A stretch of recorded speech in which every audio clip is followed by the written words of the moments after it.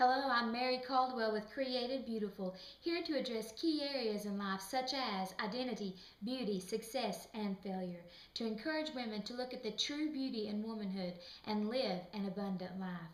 Today we are going to talk about what does it take to make a good mom. I think there's something inside all of us that wants to be a good mother, no matter what area in life we're in, with toddlers or teenagers or any age. But there's also something else that tells us we can't be a good mom. And I think so many times we listen to the lies instead of what the truth is. So that's what we're going to talk about today.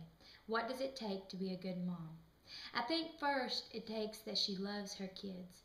Now I know that sounds small or insufficient, but it's a really big factor. She has to love her kids. She has to be committed to them. I don't think this means give them everything they want in life. So often the things that they want in life are not what's good for them, and it's not the best option. But we have to love our kids and be committed to them, committed to their best interest and what is good for them. And sometimes it's those extracurricular activities, and sometimes it is not.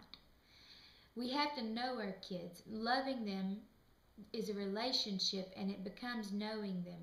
We have to know who they are, know their personalities, know their likes, know their wants, know their desires, know how they function, what their personality is. And in knowing them and learning of our children, we become better parents. So we have to love them and take the time to get to know our children. Secondly, we have to give of ourselves. To be a good mom, it takes giving.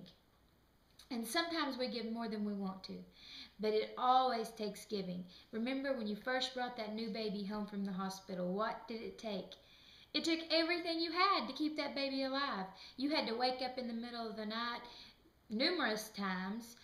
You had to give everything you had to that child, and it continues throughout its entire life. Giving of yourself, everything you have.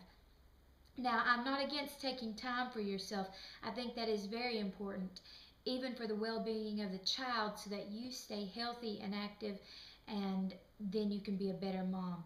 But you have to give of yourself, give of your time, give of your energy. It goes back to loving your child, getting to know them, and that is also part of giving.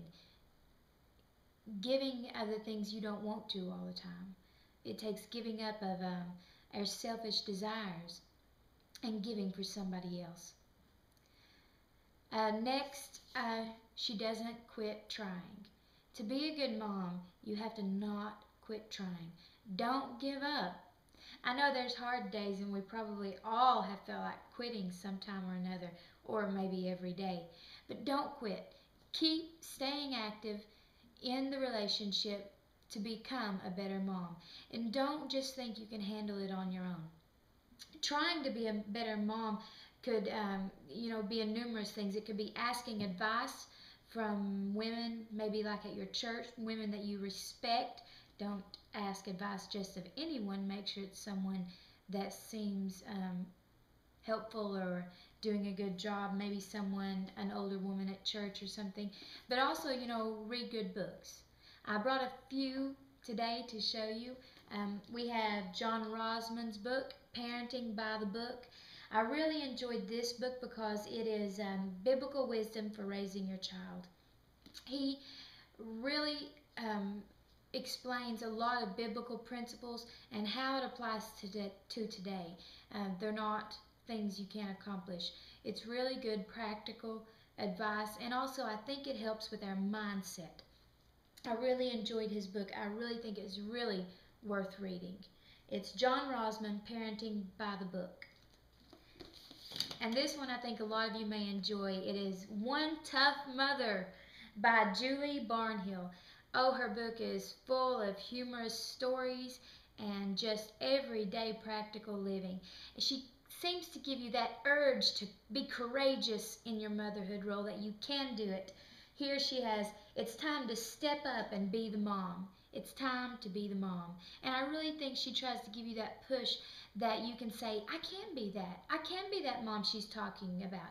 I can say no and mean it.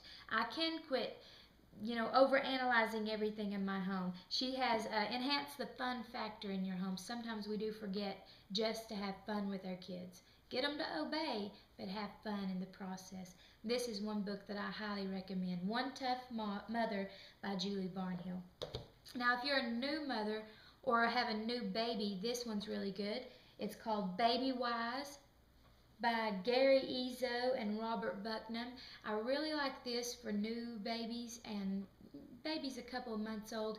It talks about how to get them to go to sleep, how to feed them different things.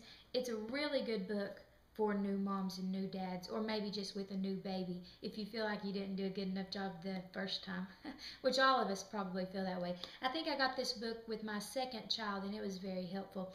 They also have other books like Toddler Wise and Child Wise, and I really enjoy these books by Gary Ezo. So check it out. It's a good book. And we have Dr. James Dobson. You can't forget him. He has so many good ones. This one is The New Dare to Discipline. If you are finding it hard to discipline your child or correct them, or you feel mean, check this book out. It's really good. Gives us that